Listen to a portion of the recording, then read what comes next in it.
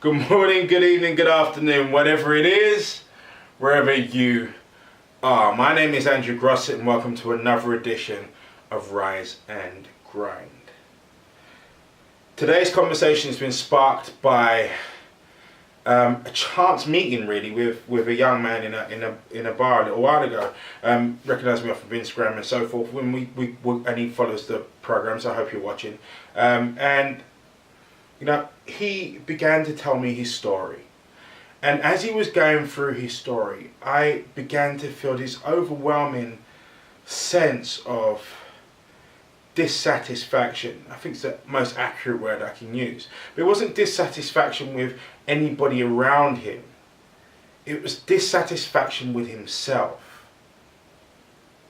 Every situation he described, every interaction he described, every point of connection with any other human that he described that had previously occurred within his life, it was fraught and infused with this feeling of dissatisfaction with himself, dissatisfaction with his actions, dissatisfaction with what he had said, and just overall upset with himself.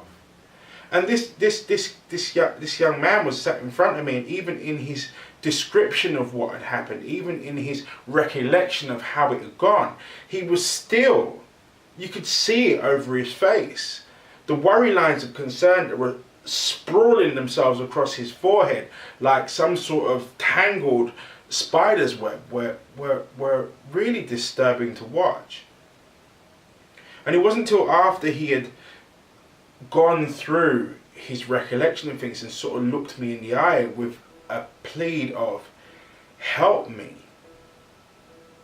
that I said the following thing to him, was that quite simply, kindness starts at home. If you're expecting other people to be kind to you, you have to be kind to yourself first.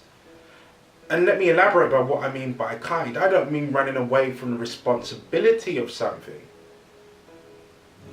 But I do mean allowing yourself to see the good things that you do, the good things that you have done, and the good that you have within you. Mistakes are called mistakes for a reason, because they are our opportunities to learn from. It's not as a lot of us do, of use them as their opportunities to repeatedly beat ourselves over the head for something that has happened. The bit you need to get is you can't get past the thing that has happened whilst it is happening now in your head.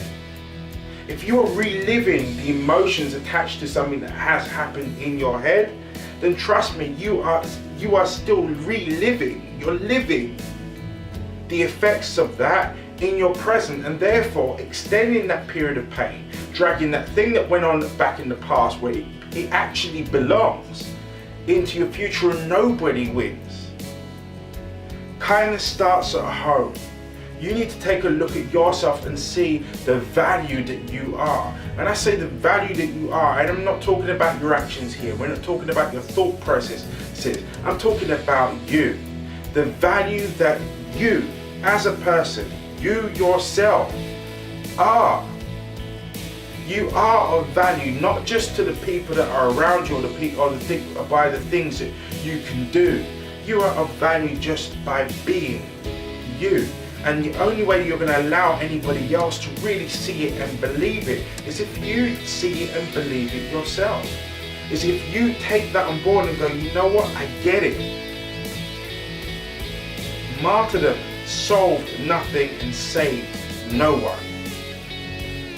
The sooner you get past that feeling of, oh crap, I messed up. The sooner you get past that feeling of, oh my God, what have I done? The sooner you move to conclusion, the sooner you move to solution, the sooner you move past and actually get to be the value that you are. Don't allow a situation or a person to stop you from being you. some point you will understand and believe it, that the world needs you just the way you are.